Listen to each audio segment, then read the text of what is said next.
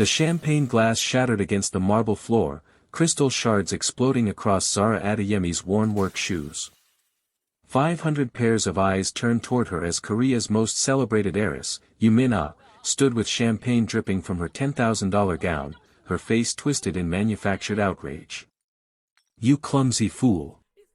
Min-ah shrieked, her voice cutting through the classical music at Seoul's most prestigious charity gala. "Do you know how much this dress costs? More than you'll earn in 5 pathetic years." Zara kept her head down, her heart pounding against her ribs. This was it. She'd be fired, sued, probably deported. For years of surviving in Seoul, of working 3 jobs and enduring daily humiliation, about to end because some socialite wanted to feel powerful. The whispers started immediately, cruel and casual. "Look at her hair, so wild and unkempt. Why do they hire these foreigners anyway? She doesn't even bow properly. No respect." Zara's hands trembled as she reached for the towel at her waist, preparing to clean up the mess, to apologize, to disappear back into the invisibility she'd perfected over 4 brutal years in this glittering city that had destroyed her once before. Then a voice cut through the crowd like lightning through dark sky. "Stop." The entire ballroom froze. Zara's blood turned to ice water because she knew that voice. Even after 6 years, even after everything, she knew it in her bones. Ji-hoon walked toward them, Korea's youngest self-made billionaire, the man on every magazine cover, the tech genius who had revolutionized global communications. At 34, he commanded rooms just by entering them. His custom suit probably cost more than Zara's entire year of rent. His dark eyes held the kind of power that moved markets and crushed competitors. Those same eyes had once promised Zara forever before destroying her entire world. You're watching Star Rise Story TV, where every love story makes sense and keeps you emotionally entertained. Please subscribe, comment and let us know where you are watching from across the globe. Now back to our beautiful story. Min-ah's expression shifted instantly, her rage transforming into a practiced smile. "Ji-hoon, darling, this server just ruined my dress. Can you believe? I said stop." Ji-hoon's voice was quiet, but it carried absolute authority. He moved closer, his gaze fixed on Zara's downturned face. "Look at me." Zara kept her eyes on the floor, her pulse hammering. "Please don't recognize me. Please don't recognize me. Please." I said look at me. She had no choice. Slowly, she raised her head, meeting those dark eyes that had haunted her dreams for 6 years. Recognition hit him like a physical blow. His face went absolutely white. "Zara?" The word came out broken, disbelieving. "Zara Adeyemi?" The ballroom erupted in confused murmurs. Min-ah's perfectly made-up face contorted. "You know this server?" Zara wanted to run. Wanted to disappear. Wanted to be anywhere but here, under the scrutiny of 500 of Korea's elite and the man who'd shattered her life. But something in her refused to cower anymore. She straightened her spine, lifted her chin, and met his stare with 6 years of pain burning in her eyes. "Mr. Kong," she said in perfect Korean, her voice steady despite the earthquake inside her chest. "I apologize for the disturbance. I'll clean this up and leave." She turned to go. To walk away with whatever dignity she could salvage. "Wait." That single word from Ji-hoon stopped her mid-step. What happened next would break the Korean internet for the next month. Ji-hoon walked past Min-ah without a glance, strode through the crowd of bewildered guests, and climbed the main stage. He took the microphone from the shocked event host. 500 of Korea's wealthiest and most powerful people stared. Live cameras broadcasting the gala to thousands of viewers captured every moment. "Everyone," Ji-hoon said, his voice shaking in a way that Korea's ice-cold billionaire's voice never shook. "I need to make an announcement." Min-ah's mother gasped. The Shin Foundation director looked panicked. Camera flashes began popping like fireworks. For 6 years, Ji-hoon continued, his eyes never leaving Zara's face, "I've been searching for someone. Tonight, I found her." He pointed directly at Zara, standing frozen in her server's uniform with champagne stains on her apron. "That woman. Zara Adeyemi. She's the one I've been looking for. The one I lost. The one I destroyed. And the one I'm going to spend the rest of my life making amends to, if she'll let me." The ballroom exploded. Gasps, shouts, the click and flash of hundreds of phones capturing this impossible moment. Minna's scream cut through the chaos. "Ji-hoon, what are you doing?" He turned to her, and his face held something Zara had never seen before, absolute certainty. "Our engagement is over, Minna. It was always a business arrangement. A facade. I'm sorry you're finding out this way, but I should have ended it years ago. My heart was never yours to have." Minna's face went from shock to pure rage. "You're humiliating me in front of everyone for some nobody server." "She was never nobody," Ji-hoon said quietly, his eyes returning to Zara. "She was everything. And I was the fool who let her go." He stepped off the stage and walked toward Zara through the stunned crowd. Cameras followed his every move. This would be on every news channel within the hour, trending worldwide by midnight. "Zara," he said when he stood before her, his voice raw with emotion. "Please. Let me explain. Let me tell you everything I should have said 6 years ago. I know I don't deserve it, but please." The slap echoed through the silent ballroom like a gunshot. Zara's palm stung from the impact. Ji-hoon's head had snapped to the side, a red mark blooming on his perfect face. She stood trembling, 6 years of rage and pain and betrayal finally erupting. "You don't get to do this," she said, her voice shaking but strong. "You don't get to destroy my life, disappear for 6 years, then make some grand romantic gesture like you're the hero of a drama." Tears streamed down her face, but she didn't wipe them away. "Let them see. Let them all see what his love had cost her. My father is dead because of you," she continued, each word a knife. "My family lost everything. I've spent 4 years in this city being treated like trash, like I'm invisible, worthless. I've worked 3 jobs just to survive in the country that broke me. I've endured racism and mockery and contempt every single day." Ji-hoon's face crumpled. "Zara, No. You don't get to speak. You don't get redemption. You don't get me." She pulled off her server's apron, let it fall to the champagne-soaked floor, and walked out of the Seoul Grand Ballroom with her head high. Behind her, Korea's most powerful billionaire stood in the wreckage of his public declaration, and the cameras captured every second of his devastation. If you're hooked on this story, hit that subscribe button because this is just the beginning. By morning, Zara's face was everywhere. Mystery woman slaps billionaire. Server rejects Kang Ji-hoon's public declaration. Who is Zara Adeyemi? Her phone wouldn't stop ringing. News vans camped outside her tiny apartment in Gyeongdong. Social media exploded with speculation, judgment, and surprising support. Zara unplugged her phone and tried to process what had just happened. 6 years. 6 years of survival, of making herself small, of being invisible. Destroyed in one night because Kang Ji-hoon decided to play hero. She wanted to hate him. Tried to hate him. But the look on his face when he saw her, the way his voice broke when he said her name, the devastation when she slapped him, none of it matched the cold man who'd destroyed her 6 years ago.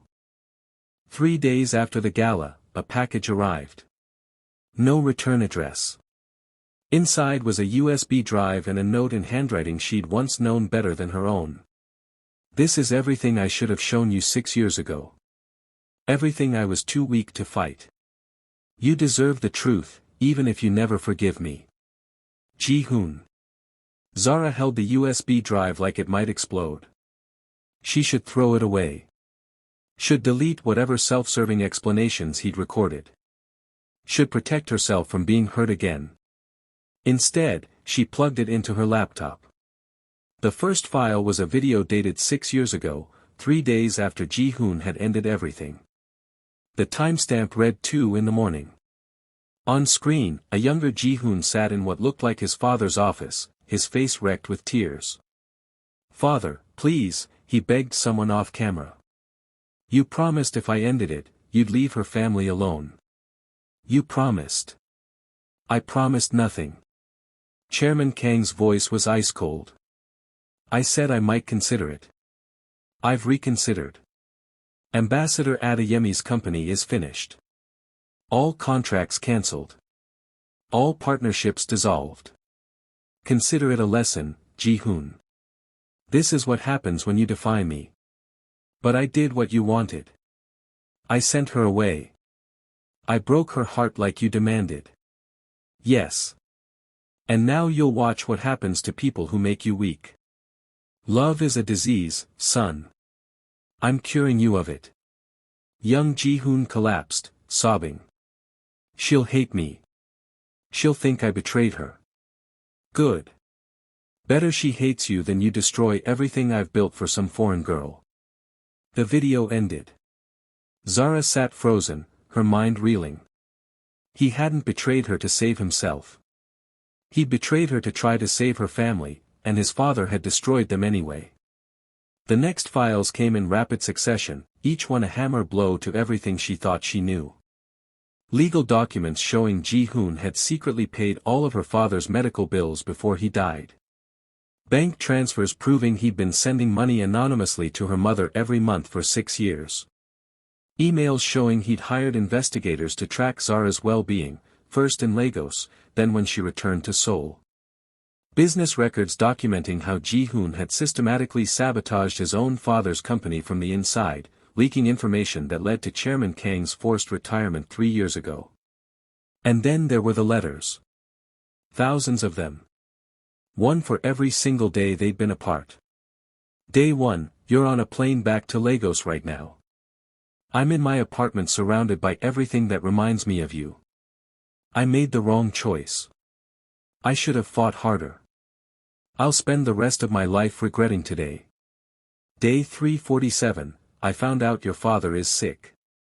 I've arranged for the best cardiac specialists in Lagos to treat him. They don't know I'm paying. I know it's not enough. Nothing will ever be enough. Day 523, "Your father died today. I killed him. Not directly, but I might as well have. My cowardice, my father's cruelty, we destroyed your family. I'll never forgive myself. I don't expect you to either. Day 847, "You're back in Korea. I don't understand why you'd return to the place that hurt you, but I saw you on a security camera at Gangnam Station today. You looked exhausted, carrying groceries. I wanted to run to you, but I have no right. Not yet. Not until I've destroyed my father and rebuilt everything we lost. Day 1683, "You work at the Imperial Hotel now. Long hours, terrible pay. I bought the hotel last week. My assistant thinks I'm insane for acquiring a small property like that, but he doesn't know it's because you're there. I've instructed management to treat all staff better, give raises, improve conditions. It's the only way I can take care of you without revealing myself. Day 2190, 6 years today. I've spent 6 years trying to become someone worthy of asking your forgiveness. I destroyed my father's company. I've used every resource to support you and your mother from the shadows. But it's not enough. It will never be enough. I stay engaged to Min-ah because breaking it off would bring media attention to you, attention I know you don't want. I watch you from distance and I ache. You're so strong, Zara. So much stronger than I ever was." The final file was a video dated 2 days ago, the day after the gala. Ji-hoon sat in his office, looking directly at the camera with haunted eyes. "Zara, if you're watching this, it means I finally found the courage to tell you the truth. I've spent 6 years preparing for a moment I wasn't sure would ever come. 6 years becoming someone who could stand before you without complete shame, though I'll never be worthy of your forgiveness. He took a shaky breath. Everything my father did to your family, I've tried to undo. The money isn't enough, it could never be enough, but it's all I could do. I destroyed his company from the inside because he deserved to lose everything for what he did to you, to your father, to all the people he's hurt over the years. He's powerless now, forced into retirement, his reputation in ruins. It's not justice, but it's something. I've stayed engaged to Min-ah because I'm a coward. Because ending it would have brought media scrutiny to my life, and I was terrified reporters would find you, would drag you into the spotlight you've worked so hard to avoid. But tonight at the gala, when I saw her humiliate you, when I saw you prepared to just disappear again, to keep being invisible, I couldn't do it anymore. Tears streamed down his face. I couldn't let you keep thinking you were nobody. Because Zara, you're everything. You always have been. You're the strongest, most brilliant person I've ever met. You rebuilt yourself in the country that broke you. You survived when I gave you every reason to give up. You're not nobody. You never were. I know a public declaration doesn't fix anything. I know I'm 6 years too late. But I needed the world to know that the woman they've been treating like she's invisible is the woman I destroyed my empire trying to become worthy of. I love you. I never stopped. And even if you never forgive me, I need you to know, you were always somebody. You were always everything. The video ended. Zara sat in her tiny apartment as 6 years of pain and misunderstanding crashed down around her. She'd spent so long hating him, so long believing he'd callously thrown her away, so long thinking she'd meant nothing. But he'd been there the whole time. Watching. Protecting. Destroying himself trying to make things right. Everything she thought she knew was wrong. Before she could process any of it, her phone, still unplugged, somehow rang. Someone was at her door. She opened it to find a woman in a prosecutor's badge. Zara Adeyemi. I'm Prosecutor Kim Min-seo. I need to speak with you about Chairman Kang's business practices and your father's death. They sat in Zara's small living room, and Prosecutor Kim laid out files that made Zara's blood run cold. We've been investigating Chairman Kang for 5 years, Kim explained. Corporate espionage, blackmail, extortion, conspiracy. We have evidence he specifically targeted your father's company 6 years ago, but we need testimony from affected parties to build our case. Why are you telling me this? Because you're not the first.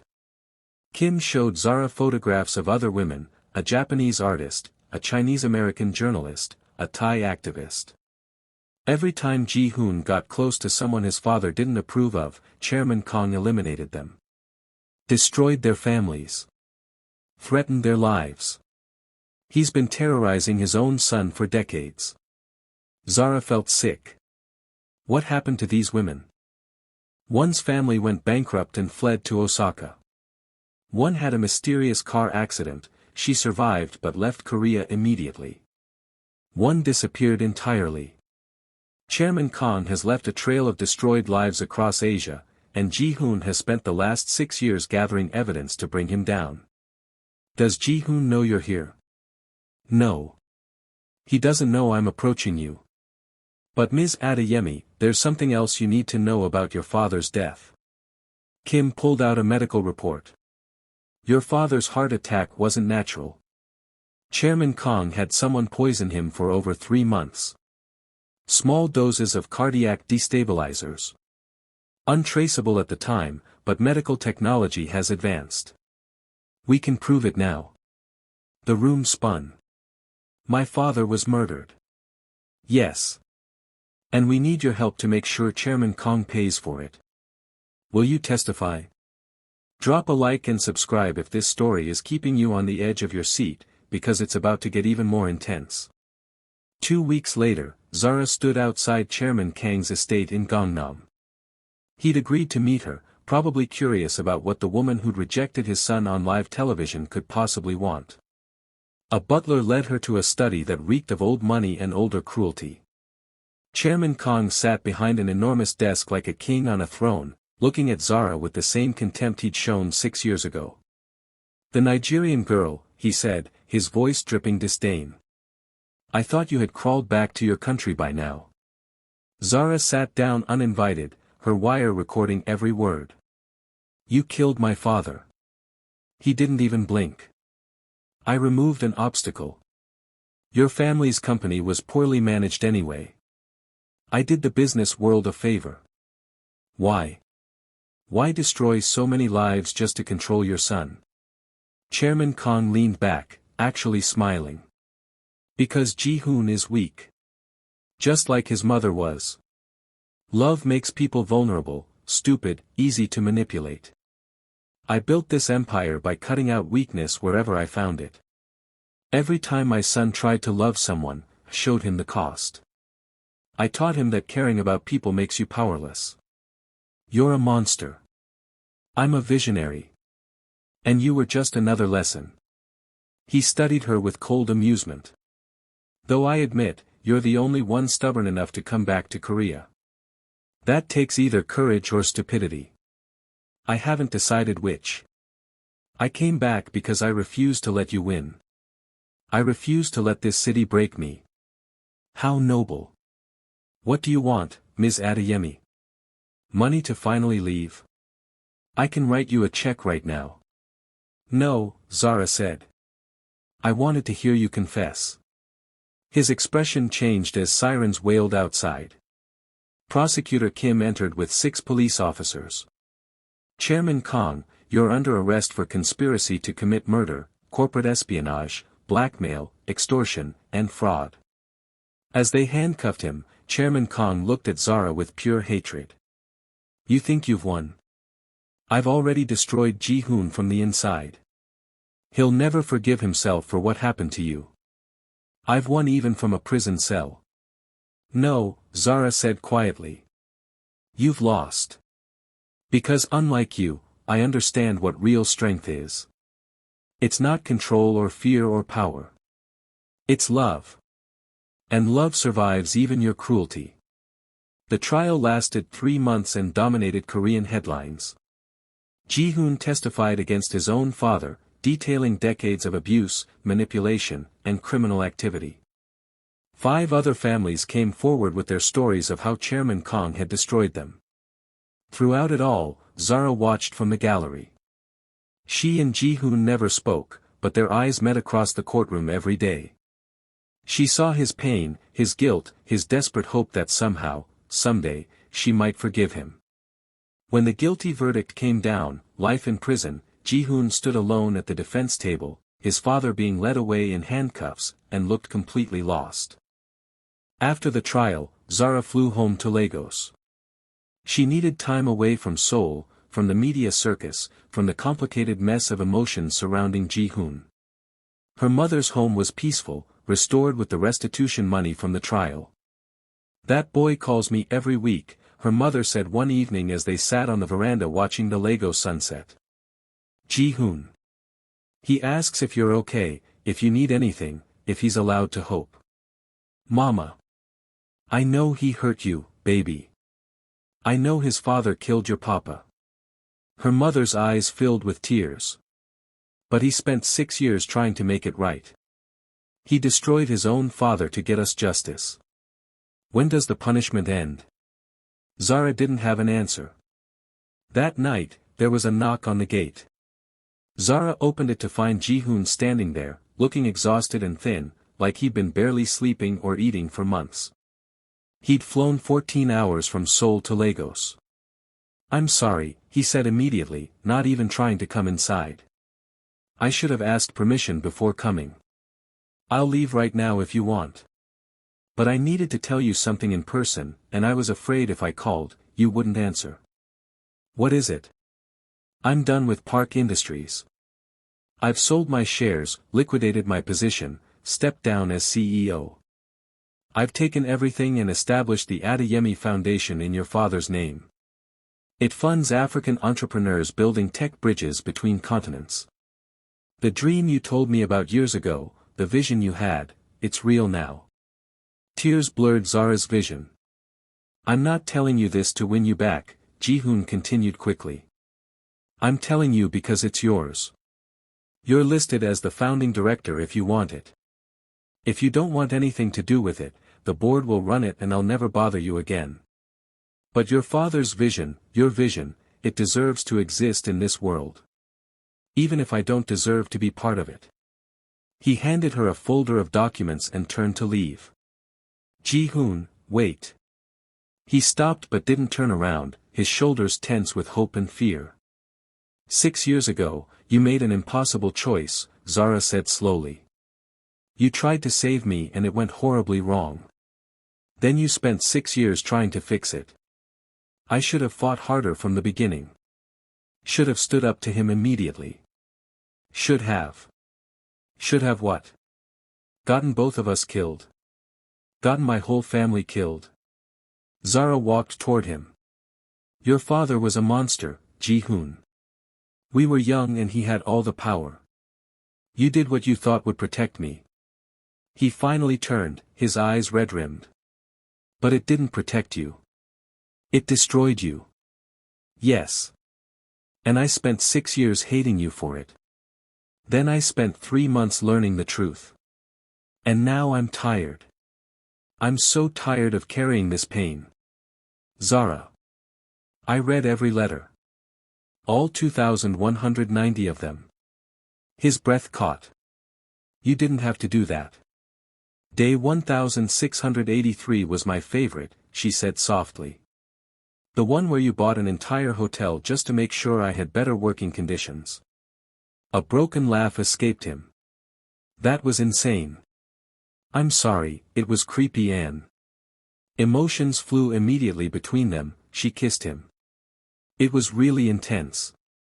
After 6 years of pain and separation, after betrayal and death and trials and tears, Zara pressed her lips to Ji-hoon's and felt something inside her finally heal. When they broke apart, both crying, he whispered, I don't deserve this. I don't deserve you. You're right, she agreed. You don't. But love isn't about deserving. It's about choosing. And I'm choosing to stop letting your father's cruelty control my life. I'm choosing to believe people can change, can grow, can become better. I'm choosing forgiveness. I'm choosing us. The nobody and the billionaire, he asked, smiling through tears. No, Zara corrected, pulling him close. The woman who survived and the man who finally learned what courage really means. 2 broken people building something beautiful from the ashes. They stood in her mother's doorway as Lagos sunset painted everything gold, and for the first time in 6 years, Zara felt like she could breathe. 3 years later, the Adeyemi Foundation's headquarters spanned Lagos and Seoul, a gleaming symbol of the bridge between continents that Zara had dreamed of as a young woman. She and Ji-hoon ran it together, funding hundreds of entrepreneurs, creating thousands of jobs, proving that connection was stronger than division. They'd married quietly in a small ceremony attended by both families, Zara's mother and relatives from Lagos, Ji-hoon's mother and cousins, notably excluding the man in prison who tried to destroy them both. The foundation's annual gala was held in Lagos this year, celebrating the opening of a new tech center for African and Korean youth. Zara stood at the podium in a stunning gown designed by a young Korean-Nigerian designer the foundation had funded, Ji-hoon beside her. 3 years ago, Zara said to the crowd of dignitaries, entrepreneurs, and young people who represented the future they were building, I was serving champagne at a gala in Seoul, being called nobody by people who measured worth in money and status. Today, I stand here not as a billionaire's wife, though I am that. Not as a foundation director, though I'm that too. But as someone who learned that your worth isn't determined by how others see you. It's determined by how you see yourself. The crowd applauded, but Zara continued. My father used to say that bridges aren't built overnight. They require patience, vision, and the willingness to connect 2 sides that seem impossibly far apart. This foundation is that bridge. Not just between Africa and Korea, but between past and future, between pain and healing, between who we were and who we are becoming. Ji-hoon took her hand, and she smiled at him in a loved-up connection. Sometimes the greatest love stories aren't about perfect people meeting at perfect times, Zara said. They're about broken people finding their way back to each other, no matter how long it takes. About choosing forgiveness over bitterness, hope over fear, and love over everything that tries to destroy it. The applause was thunderous. After the ceremony, a young Nigerian woman approached them nervously. "Ms. Adeyemi, I just wanted to say thank you. The foundation funded my startup last year, and we've just secured our first major contract.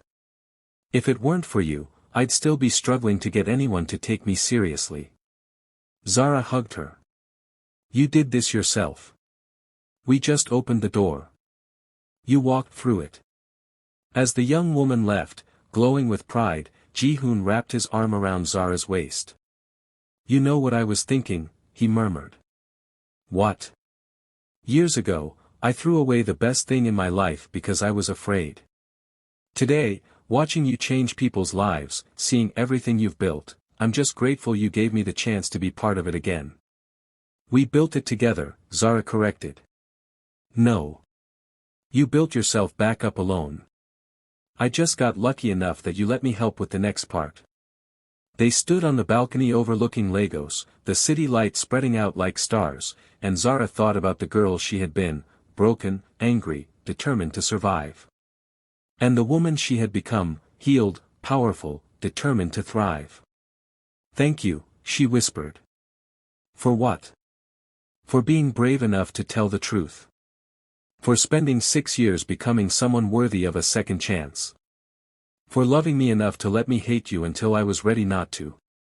Ji-hoon pulled her close romantically. "Thank you for being strong enough to survive when I failed you. For coming back to Korea when any sane person would have stayed away.